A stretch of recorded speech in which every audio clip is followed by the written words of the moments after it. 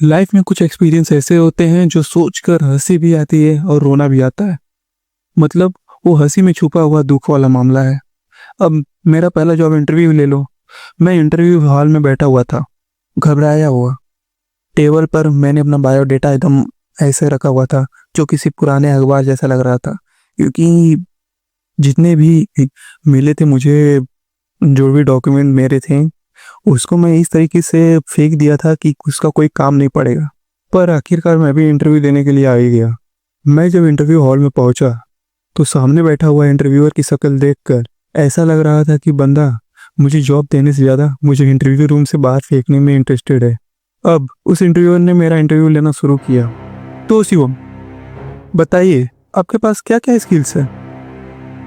Sir, मैं multitasking में expert हूँ। वाह, तो मल्टीटास्किंग के बारे में कुछ एग्जाम्पल दीजिए। सर, जैसे मैं एक साथ खाना भी खा सकता हूँ, फ़ोन पर इंस्टा स्क्रॉल भी कर सकता हूँ और दिमाग में फ्यूचर प्लानिंग भी कर सकता हूँ कि आज रात खाने में क्या बनने वाला है। मतलब इंटरव्यूअर चाहता था कि मैं प्रोग्रामिंग का मल्टीटास्किंग बताऊं, और मैंने खाने की प्लानिंग वाली प्रोडक्टिविटी दिखा दी।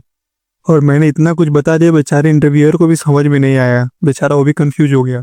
तो फिर उसने दूसरा सवाल पूछा, अच्छा, एक्सेल आता है? जी सर, एक्सेल और मेरा रिश्ता बहुत पुराना है। तो वी लुकअप के बारे में बताइए तो। सर, वी लुकअप मतलब जब हम कुछ ऊपर से नीचे देखते हैं तो उसे वी लुकअप करना कहते हैं, और जब वो देखने की क्रिया एक्सेल में होती है तो उसे वी लुकअप कहते हैं। ये सुनते ही इंटरव्यूअर के रूम में अचानक से सन्नाटा छा गया। ऐसे देख रहा था जैसे उसका नेटवर्क पूरी तरह डाउन हो गया हो। सच बोलो तो उस दिन मुझे ये समझ आया कि एक्सेल और इंग्लिश के नाम में सिर्फ ही कॉमन है, बाकी सब अलग ही दुनिया है। पर अब इंटरव्यूअर को गुस्सा आने लगा था, तो उसने बोला, चलो ठीक है, मान लीजिए कि हमारी कंपनी में कोई टेक्निकल दिक्कत आ जाए, तो आप उसे कैसे सॉल्व करोगे? सर, सबसे पहले तो मैं गूगल करूंगा, एंड फिर यूट्यूब, और अगर फिर भी ना सॉल्व हुआ तो टीम वर्क में बिलीव करता हूँ, किसी और से करवा लूंगा। भाई साहब, टीम वर्क की इतनी सही डेफिनेशन शायद ही किसी ने दी होगी।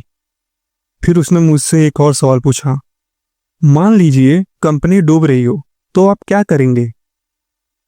तो मैंने भी पूरे कॉन्फिडेंस से जवाब दिया, सर, सबसे पहले मैं सैलरी एडवांस में ले लूंगा, फिर थोड़ा टाइम पास करूंगा ताकि नॉलेज गेन कर सकूं, और जैसे ही लगे कि अब टाइटैनिक बनने वाली है कंपनी, तुरंत रिज्यूमे अपडेट करके दूसरी नौकरी ढूंढ लूंगा। सच बोले तो उस दिन इंटरव्यूअर का चेहरा देखने लायक था। चेहरा ऐसा बन गया था जैसे उसको किसी ने रियलिटी बता दी हो कि सारे एम्प्लॉय क्या सोचते हैं उस कंपनी के बारे में। बस आखिरी सवाल, हमें एक ऐसा बंदा चाहिए जो स्मार्ट हो, मेहनती हो और पंक्चुअल हो। आप ये हैं?